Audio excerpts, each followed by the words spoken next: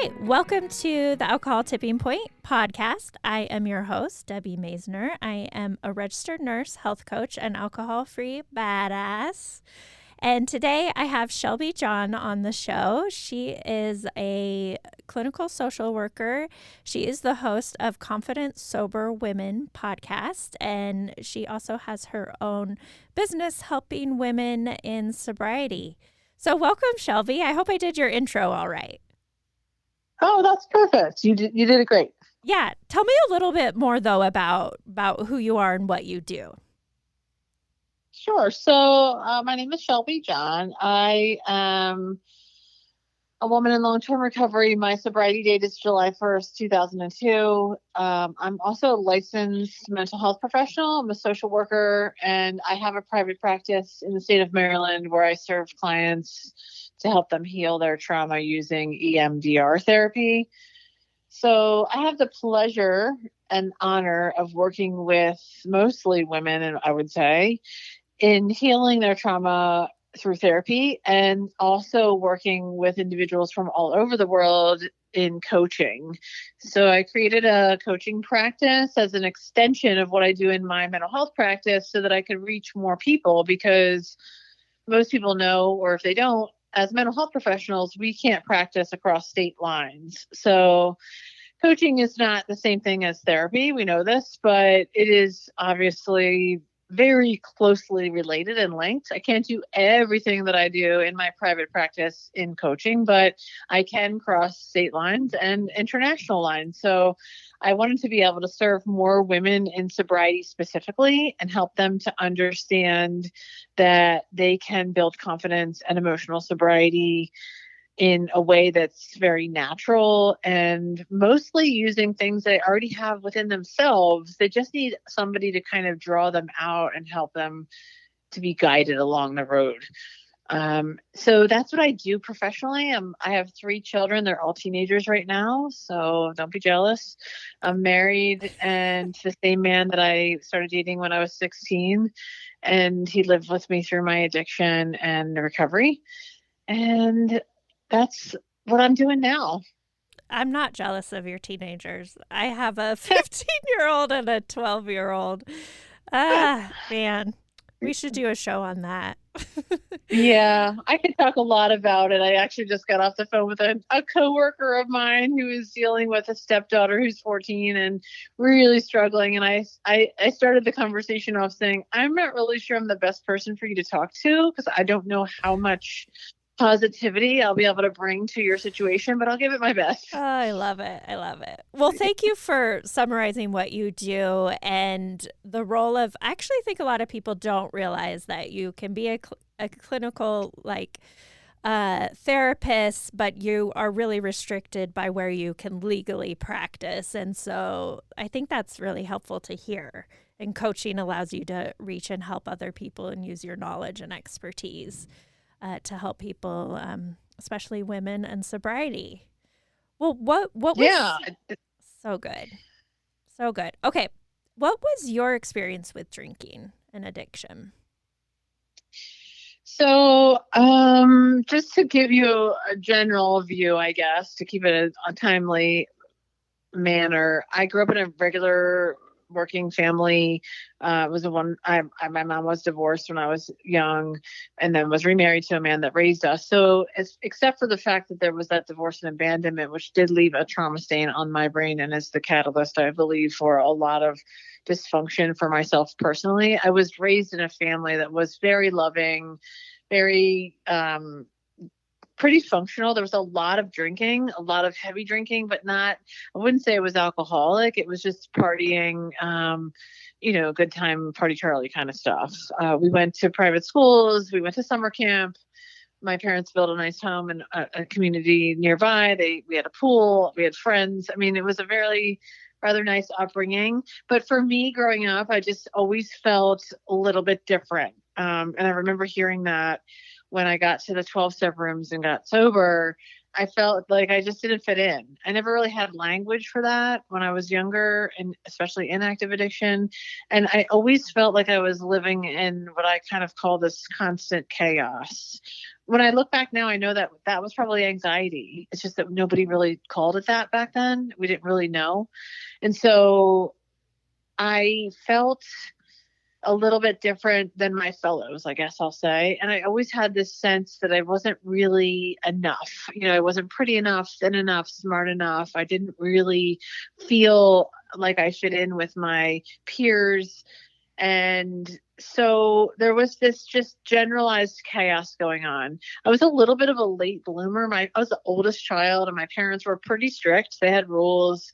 And my mom, called all the parents of people when we went to parties and events and things. And so I was a little bit afraid to like drink or use anything a lot in high school because my parents were kind of, strict with us. So I would say I was a later bloomer. In my senior year of high school, I started to experiment with drinking a little bit. But it was always fairly abnormal, and it would be like a lot kind of binge drinking, I guess, and I would experience blackouts and kind of right off the bat, right? So there was no easing into it.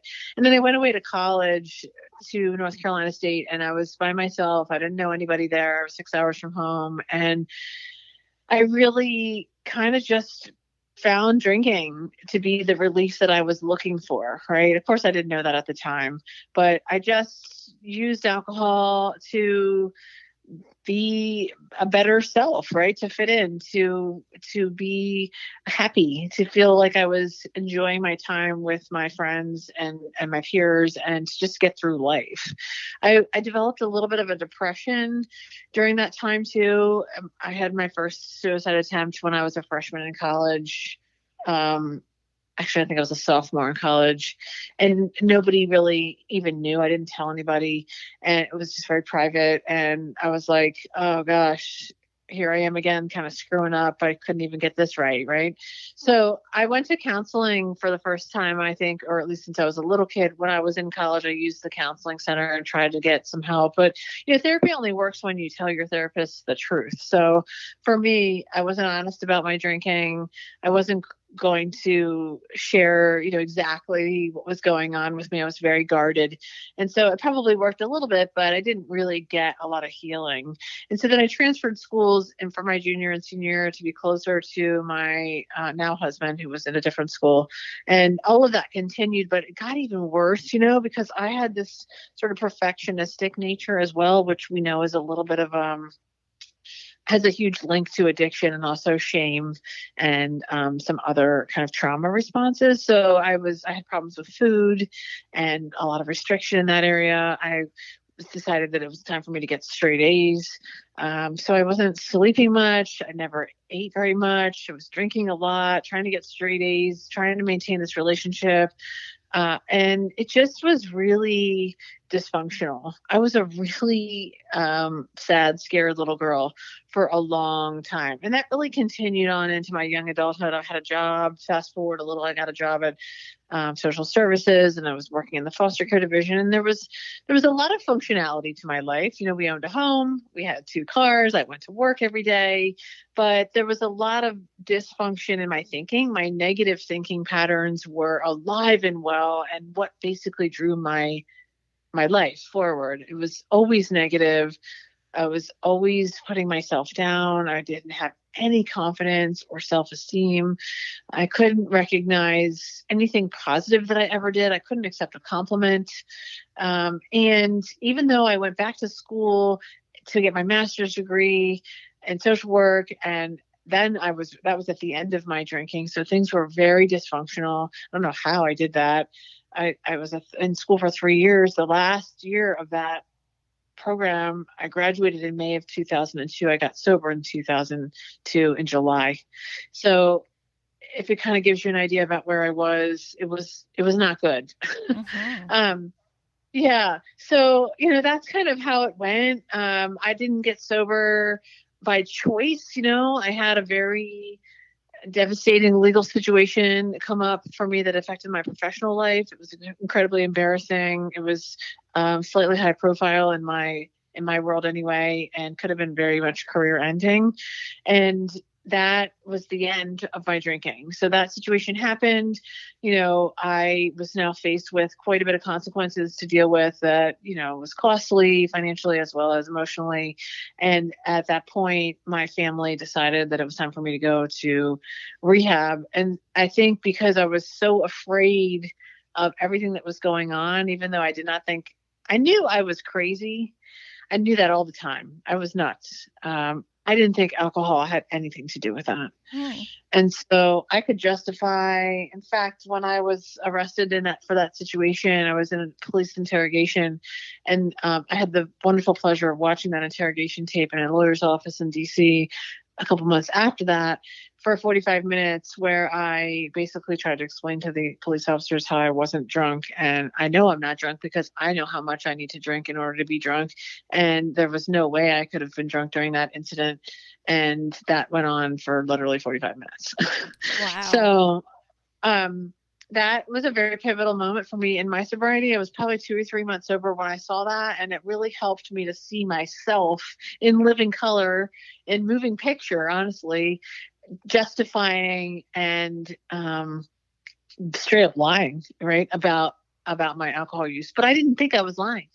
Yeah. I thought that was really my reality. And so I went to rehab. It was the best thing for me because I needed to be removed from my environment. I know lots of people get sober in a lot of different kinds of ways. I'm a huge proponent of finding the way that works for you. I went inpatient because that's what my family decided was going to be the most beneficial for me. I did not go there willingly. I thought they were going to come and get me out of there.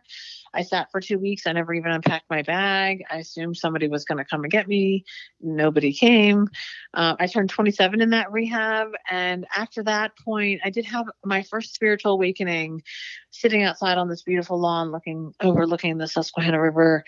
And I cried out to whatever I could at that time. I guess it was my God or higher power to really surrender for the first time. And I say in the best way possible because, we get better with things. We are more honest with time. And so for me, I gave the best that I could at that time. And I had some relief. I was able to listen. I was able to learn and absorb the content that was being given to us about the disease of addiction. I was able to start to focus on healing. We had a little bit of a family program, so I was able to participate in that. And then when I got home, I went to AA because almost 20 years ago, that's really all we had. It was 12-step meetings or kind of like, or I guess white knuckling it. There wasn't a lot of other options. We didn't have Facebook groups. We didn't have Quit Lit. There wasn't Smart Recovery. And so I didn't have, in my view, any other choice. And for me, 12-step really worked for me. I mean, it helped me build a fellowship. I got a lot of love and support there. And I was told there by my first sponsor that this is not the only way to get sober. It's just the way we know. Mm-hmm. And I'm really grateful for that because I know that a lot of women, at least that I encounter, probably you too, really struggle with 12-step programs. Mm-hmm. And that's okay. It's just what worked for me. So that's what happened in the beginning, and kind of the rest is a lot of history. Well, yeah, what a powerful story, and what a powerful gift, I want to say, that was for you to view that video of yourself. It just reminds me yeah, go ahead. It was really sad and scary. Yeah. And even at, I don't know if you can remember, I barely remember now, I think, what it felt like to be 2 or 3 months sober, but I was not well. Mm-hmm. I was still a very scared little girl inside. I had a lot of room to be growing and changing.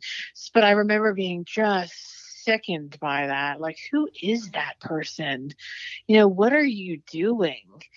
You don't even know, like, I never even explained the situation or talked about the incident I was being accused of. It was all about the drinking. Yeah.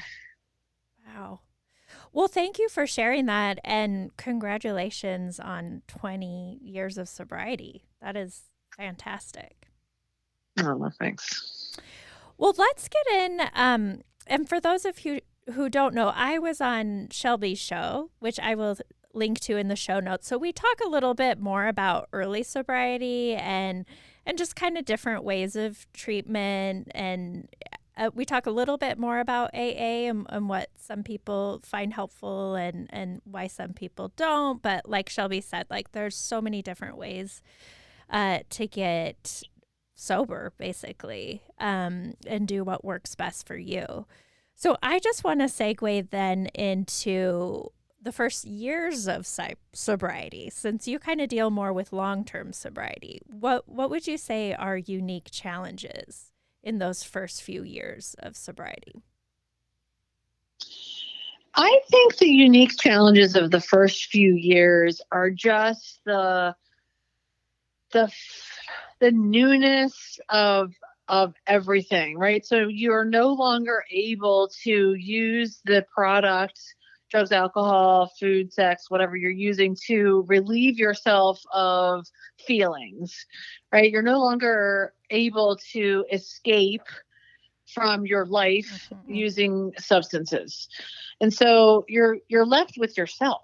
Like I remember when I was in rehab, that's still early, but and even beyond that, this carried on. Like I was still a nut, I was working hard on things, but I was really, didn't really like myself. I didn't know how to be kind to myself at all.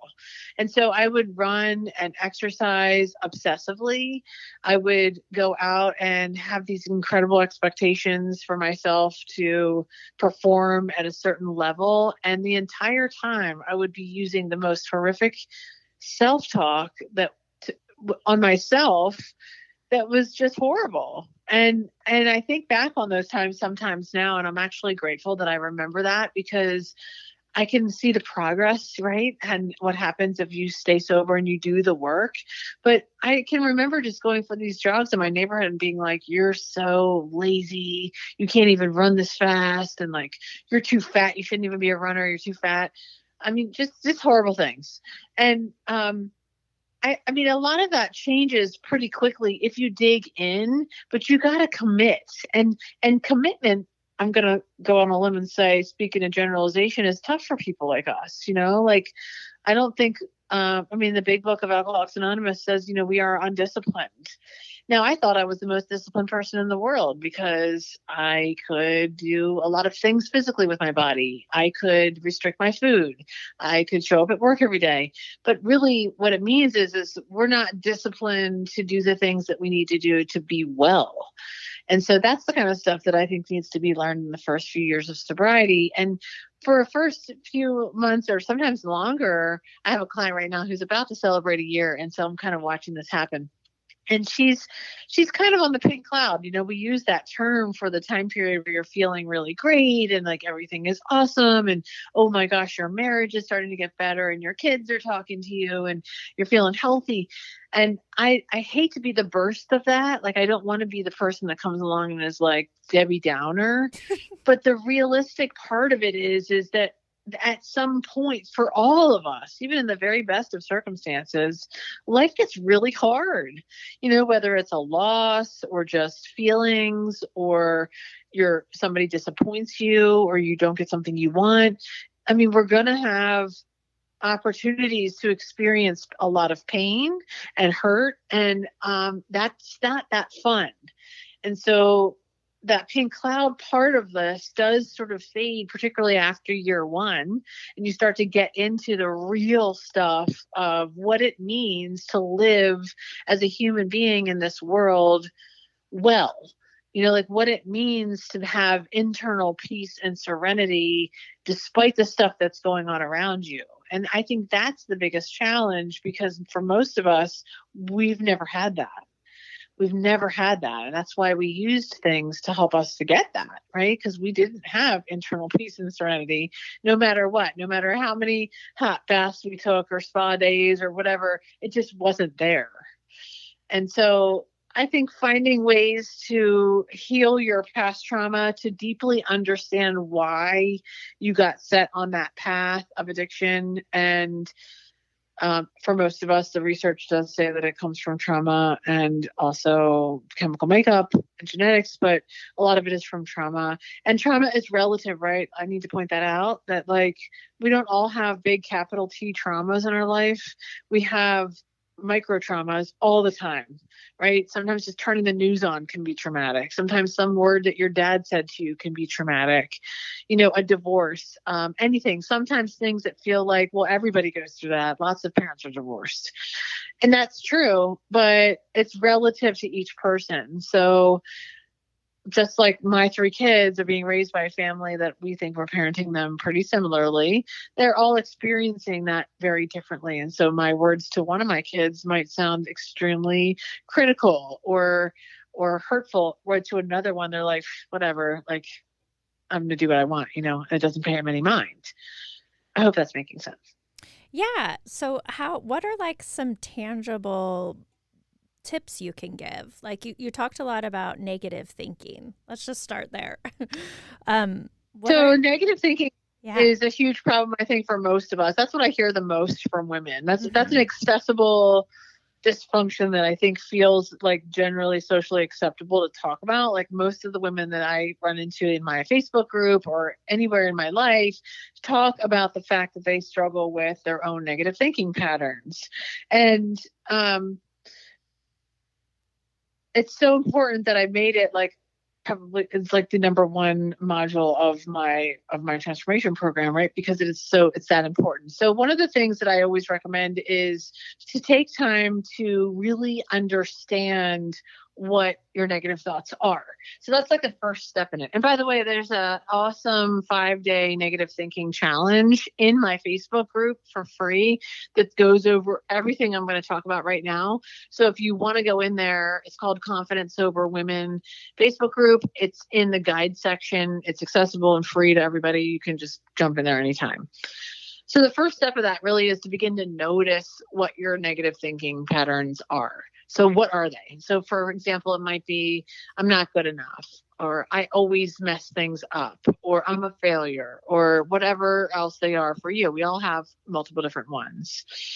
And the next part is to really start to begin to take an inventory of when those negative thoughts show up in your life. So when do you experience those? Is it like after you have an interaction with your spouse that's negative? Is it when your boss calls you to his office and you're on the way down the hallway and you're going through everything in your mind and starting to think about all the mistakes you've made? Is it when you didn't achieve something that you said you wanted to do? Is it when you get in a car accident? When are those things showing up, right? And begin to notice that. And I always encourage people to write this stuff down. It helps us to track. So when is it happening? And then when it happens, what is your response to that or your reaction? What happens to you, right? Do you begin to get into like an anxiety swirl? Do those thoughts just snowball and begin to keep building and building until you almost get into a panic? Do you have a physical response to those thoughts? Do you feel your chest tightening? Are your hands sweaty? Do you feel like you need to run, like you need to fight or flight? The second part of that, so once you really understand a lot of that, is the second part is to begin to I'm sorry. I just lost my You're going to edit this, right? Yeah. So I'm sorry. I just lost my train. Yeah, you're talking about like first you need to become aware of it and then really examine it, write things down, and then go on. Yeah. And then you need to be able to identify where you can feel it in your body. And I think that's very important because our bodies hold trauma and experiences differently than our brains do. So once you have that information, then you have something to work with. So then you can begin to start shifting those negative thoughts and beliefs into something that's a little bit more positive, kind of inserting the spoke in the wheel, if you will, and begin to change things. So that means basically when the thought comes, the incident happens, the thought happens, as soon as that thought happens, then you're inserting something into that pattern immediately. So something that I teach is the stop sign technique.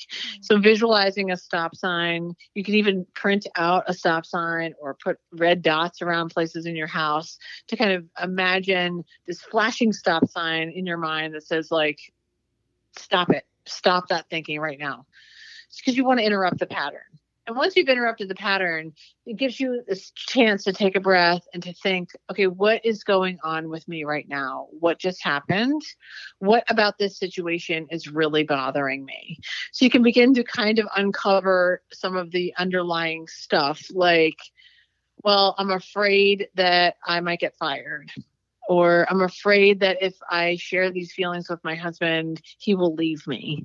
Or I am afraid, or I'm worried that I won't be able to achieve the goal that I've set out to for so many years. So if we interrupt the pattern, it gives you a chance to breathe, check in with yourself, asking yourself, what is going on with me right now? Why am I afraid? And then you can gently begin to shift your mind into a much more positive statement about yourself. No, I don't mean a glaring, huge thing like, I'm the best person in the whole world, or, I'm the greatest mom ever. I just mean a gentle shift. So beginning to shift those patterns into something that's a lot more functional and positive. So something like, even though I made this mistake, I did a lot of things really well today. Mm-hmm. Or even though I have these feelings of anxiety, I know how to take care of myself. Or I can do hard things. Or I'm wonderfully and fearfully made. And there's a million different kinds of these statements that we can use. Some people call them affirmations. You don't have to use that term if you don't want to. I recommend that you do spend a little bit of time thinking about them, though, and then writing those down so that when you're in the midst of that situation, you can have them accessible to you, like maybe in the notes section of your phone or somewhere so that you can pull them up right away. Because a lot of times if you're in the middle of like a situation, you're not going to be able to think of them on your own. But we want there to be a gentle shift away from that negative thought into something that's much more positive. Is this making sense? Yeah, that's great. That's so helpful. I love how you walked us through that. So it makes me think of what you talk about a lot is emotional sobriety. Can you define that for us, what that means? So emotional sobriety means being able to feel that peace and serenity on the inside, which means truly having joy despite what's going on around you and being able to regulate the emotional experiences that you have in your life pretty much all the time, right? So we get flooded with information, we get flooded with life and experiences, and all this stuff kind of comes in, and we have chemical reactions in our brain to this, right? Our brains produce cortisol and adrenaline and other chemicals that are related to our emotional experiences. So we're actually having an emotional response, a physical reaction to the emotions that we're experiencing, which is similar almost to being drunk, if that makes sense, right? So we're kind of drunk on emotions. So what we're looking to do and working through a lot of this trauma and negative thinking patterns and just healing that is to change those responses to your emotions, right? So to begin to recognize them, give them names, understand them. A lot of this looks like reparenting yourself, like rewriting your story and taking care of that inner child so that you can not be so reactive and looking for an escape and be able to feel content and relatively happy in your life on a daily basis as a sober woman. That's great. And you had talked about shame a lot and how to overcome it. What would you recommend for overcoming shame, which is such a common emotion and feeling, especially around drinking and recovery? Yeah, I agree. Shame is tough, and it's actually something I've spent a ton of time on. This month in my group, we're focused on shame because it's something that comes up so often, and it can be it can be a lasting experience. It's something that we all have, right? Not just sober people. Everybody experiences shame. And we just have it at different levels. Whether you came from a relatively healthy family, there still will be shame patterns. Or if you came from extreme dysfunction and trauma, then you're definitely going to have a lot of work to do around shame. But despite being sober for a while, it doesn't mean that it just goes away, right? So we want to make sure that it doesn't become problematic in your relationships, and you're able to think of yourself in a way that's very positive, and you can begin to trust yourself and love yourself. So there's a lot of ways that people can experience shame that might not be something you would think of. So things like feeling unappreciated, feeling like you're not valued. Procrastination is another big one. Trying to avoid things, right? There's a lot of problematic kind of behaviors that show up. Being a perfectionist, losing your identity. These are things that kind of really show that you're experiencing shame. And when we don't address them, then it can look a lot like lashing out or attacking people. Like, if you're having an interaction and you begin to feel like you're not being appreciated, you might attack somebody or start to get into a lot of defensive behaviors. And this is obviously not great for relationships, right? Or maybe you have struggles over apologizing, so you become emotionally avoidant. They're all areas that are really important in our professional and personal lives. So it's an important topic.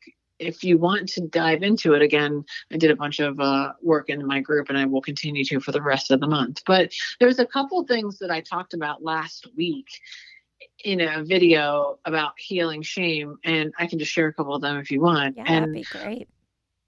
one of them is acceptance. And acceptance is tricky because a lot of times I believe people start to feel like when we say the word acceptance, it means that you're saying that the situation didn't bother you, or that it didn't make you sad or hurt you, or that it was okay. And it's not the same thing. So really what acceptance is, it's not just like a casual statement like, oh, I guess I have to accept it, or an excuse to give up, but it's actually a call to intense action to deal with the problem, right? So if you realize, so for example, all of the people listening mostly have an addiction of some type. So at some point you realized, or you were told that you had an addiction, right? So you accepted that reality that you have a substance abuse problem. You began to accept that. And so then in that acceptance, you determined a course of action, and then you dove into it, right? So maybe it was 12-step, maybe it was rehab, therapy, or coaching.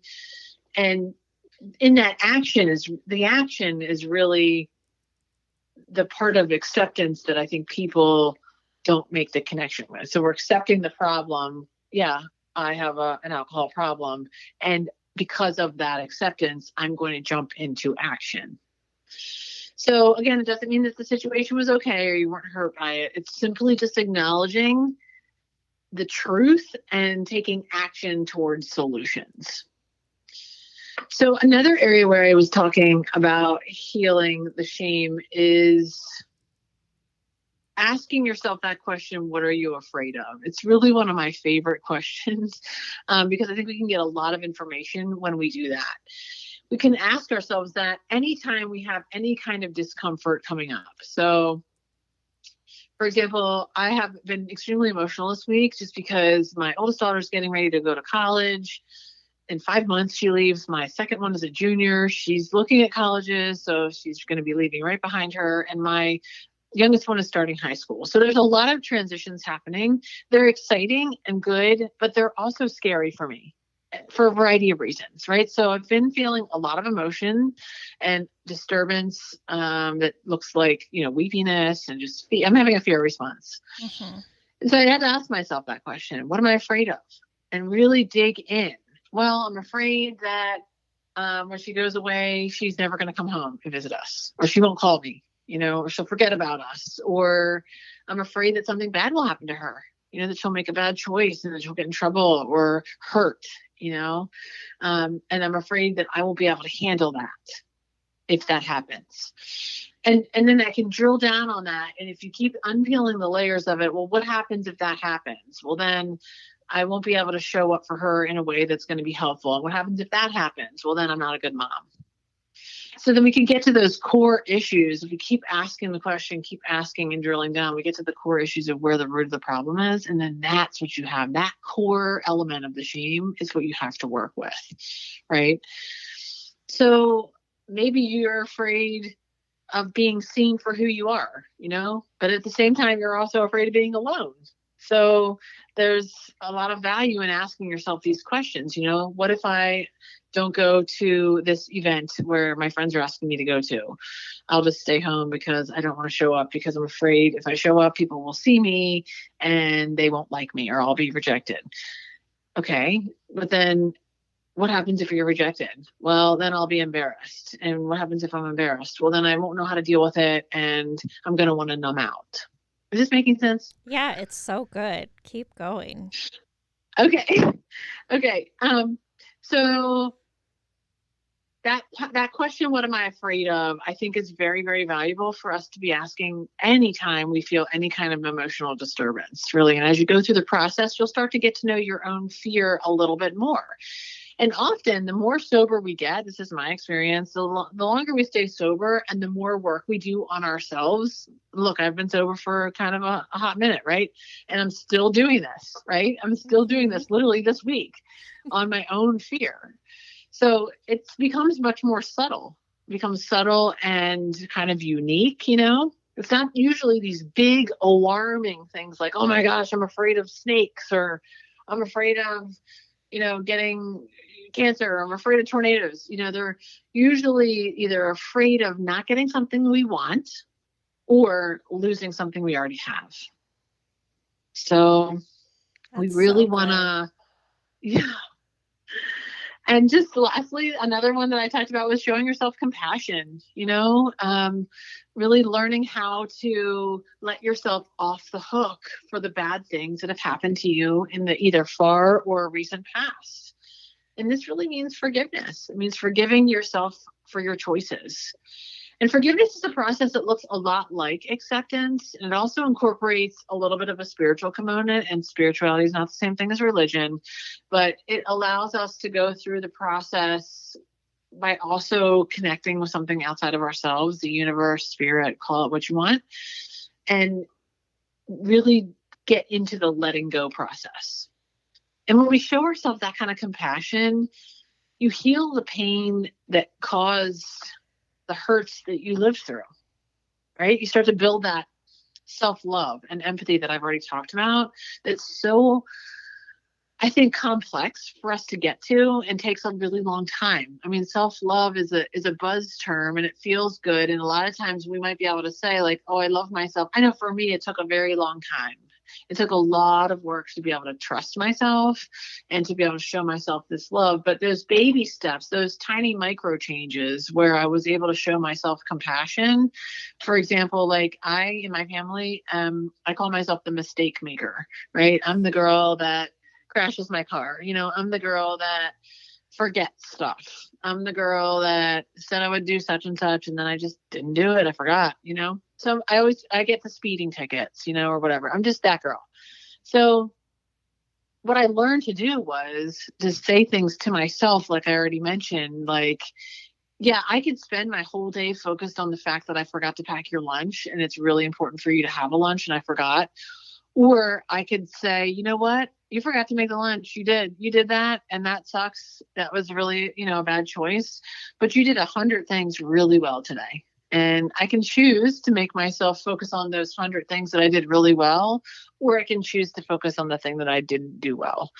And self-compassion means letting yourself off the hook for those things that we don't do so well and not beating yourself up, taking a minute to remind yourself of all of the good things that you've done all week long. This isn't to excuse your behavior either. It's not a way to say like, I didn't pack your lunch and it's because I was doing such and such. And you know what? You should pack your own lunch anyway. It's not that. It's just simply to acknowledge that, yeah, I forgot to pack your lunch. You're right. I did that. And kind of let it be okay. Let it be okay. Because once you've identified that, then you can take action steps towards changing that. I can put a timer on my phone to remind me to do the thing. I can immediately fess up to my mistake and say, you know what? I got a speeding ticket. I shouldn't have been speeding. I know it. And I'm going to have to pay for that versus trying to hide it or delay, things that sometimes I have done in the past. So giving yourself your own encouragement too, like you would to your friends, being compassionate, using phrases that are comforting and supporting is how we really reparent ourselves and to build that self-compassion, which heals a lot of the shame. Yeah, and this stuff takes practice. I mean, you're not going to change your thinking overnight. No. But this is so helpful. And so like it just feels better to hear it and talk about it and just have these steps that we can take. You talk about acceptance leading to action, and then I think even before acceptance leading to action is like that ownership, like you said, like acceptance and responsibility. They kind of go together, and then action. And I love how you say action towards solutions, because I feel like a lot of the times we're so focused on the problem, but we should be focused on the solutions. I agree with that. I learned that too. I mean, early on, being solution focused or being a part of the solution instead of part of the problem. And that's something that I use probably daily, right? Mm-hmm. I mean, things go on for us. You have kids too, and I'm not saying if you don't have kids, you don't have things going on, but in my world, it's not only about me, I have 3 other people plus a husband that have huge schedules, that have their own emotional needs that are constantly changed. Somebody gets sick, somebody's hurt, somebody needs this, that, whatever. And I really feel like I constantly need to be saying to myself, when somebody's coming at me with a thing or I'm presented with a situation, and as soon as I feel that a lot of that discomfort, and some of this happens much quicker for me now, because like you said, it takes a lot of practice. So I can go through my process. I don't immediately go into negative thinking, generally speaking, anymore. Now, sometimes I'll get there with time, but it's not usually the first thing. Or if it is, I can quickly reverse that. But I almost always do have to stop and say, like, okay, what is the solution to this situation? Like, how can I help? Right. And so I might have to look at one of my kids who's complaining about a situation, and it almost sounds like they need my help, or they're asking and they're going on and on about this friend or this teacher or this whatever. And I'm listening, and I usually look at them and say, how can I help you right now? And a lot of times they say, you can't. I'm like, okay, fine, I can't. So I'm listening, then I'm just listening. That's how I'm helping. But being a part of the solution means being able to recognize that and not jumping into a desire to fix, or overstepping your boundaries with somebody, Well, that's a good point. That is a great point, especially with kids. I want to change gears just a little bit because you're on here and it's interesting. Can you talk a little more about EMDR therapy, what that is and how that's helpful? Sure. So it stands for eye movement desensitization and reprocessing. It is a neurologically based form of trauma treatment that helps to reprocess and reframe old and disturbing events from our life. So it was founded back in 1984, and been heavily researched and studied since then. So it's very research based. There's a lot of new research that's coming out of Europe right now over the last 2 years or so, with even more ways to use it and to intensify the experience and to really get more healing. So basically what it is it's called bilateral stimulation, bilateral meaning left, right, to tap into the back part of our brain, which is that reptilian or hippocampus part of the brain, which is where negative beliefs about yourself get stored when our brains don't process through trauma or incidents properly. So as an example, say you were in a car accident when you were 10 years old, and your mom was driving the car and you were in the back seat, and you were distracting your mom by asking her questions about such and such or begging to go to Chick-fil-A, and your mom got in an accident. And because of that, I'm just making this up. Mm-hmm. Because that situation happened, you internalize the negative belief about yourself that it's your fault. It's your fault that you got in the accident because you were distracting your mom. And so that it's your fault negative belief, if your brain doesn't process that trauma properly for you, will get stored back there and then threaded throughout your life and all of your relationships and your work and everything, and really affect everything, right? And then from then on, you might also have a lot of other situations that come along that fit the narrative of it's my fault. Maybe it's personal relationships, like with a partner or children or other things. And suddenly everything that goes wrong in your life is your fault. And so what EMDR does is come along using the protocol and specific treatment process to figure out what those core beliefs are about yourself, those negative beliefs, where they came from, and then use the protocol to process through each of those events and clean out the neural pathways that get carved in your brain when we have the trauma. It's and so then we reframe it. So we use the processing to process through it. And then eventually at the end, it's being reframed in a much more positive way so that it can get restored in the front part of your brain, which is more rational and with a positive belief about yourself, like it's not my fault, or I'm fine as I am, or I am good enough, things like that. Yeah, and So it it's doesn't, shown a lot of benefits, right? oh my gosh, it's the closest thing we have to a miracle to Yeah. healing trauma in the Yeah. brain and really reducing that emotional stimulation. Yeah, it's incredible. Yeah. Well, thank you for sharing that. Is that Sure. something that you can practice with your coaching clients? I can't practice EMDR therapy in coaching Okay. because it's therapeutic. However, what's great about it is there are a lot of tools, like, for example, the butterfly hug. Have you ever heard or seen that? No. If you cross your arms, like at the wrist, across your chest and your heart, and you tap back and forth with your hands on, like, almost on your chest, but like almost kind of at your shoulders. If you tap back and forth with your hands, we call that a butterfly hug.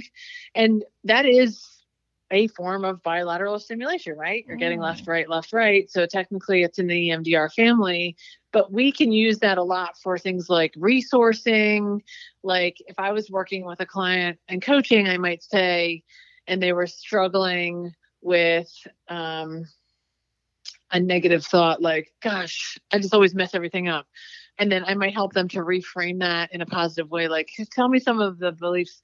Tell me a time when you felt like you didn't mess something up, you got it right. And they're like, oh, I graduated with my master's degree and got a license in social work. And then how did that make you feel? Super confident and competent and all the things. Okay, great. So then you think about that experience while you're using the butterfly hug and tapping that in, and it Oh, can really deepen that, like, the belief about yourself. See what I mean? that's so So it's cool. not, yeah, it's not total EMDR, but there are little tools that we can sort of use that aren't quite as, in the therapy realm. Also, aroma freedom technique, or AFT, was based off of EMDR model. So it's using essential oils and a very specific meditative model that follows the EMDR protocol to help people release a lot of their memories and process through them much the same way. So I'm not AFT certified.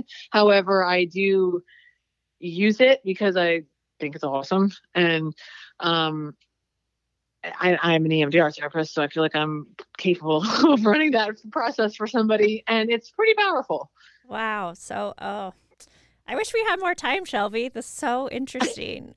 Um, Yeah, it's so fun. yeah, thank you so much. I mean, thank you for sharing your story and then like your tips about negative thinking and overcoming shame. Just really, really helpful for people.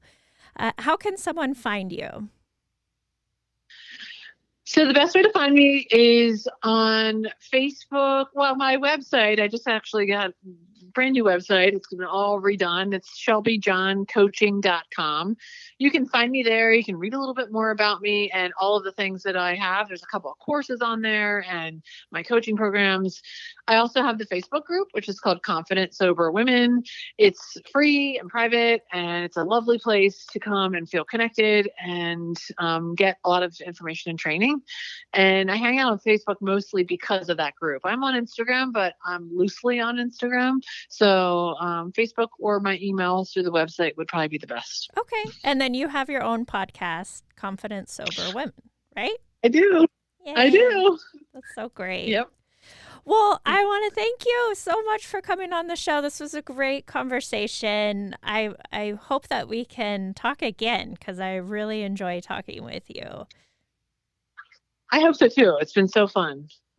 All right. Thank you. And thank you, everyone, for listening to Alcohol Tipping Point. If you like this show, please rate and review or subscribe, share it. Let's help other people. Have a great day. Hey everyone, thank you so much for listening to this episode of the Alcohol Tipping Point.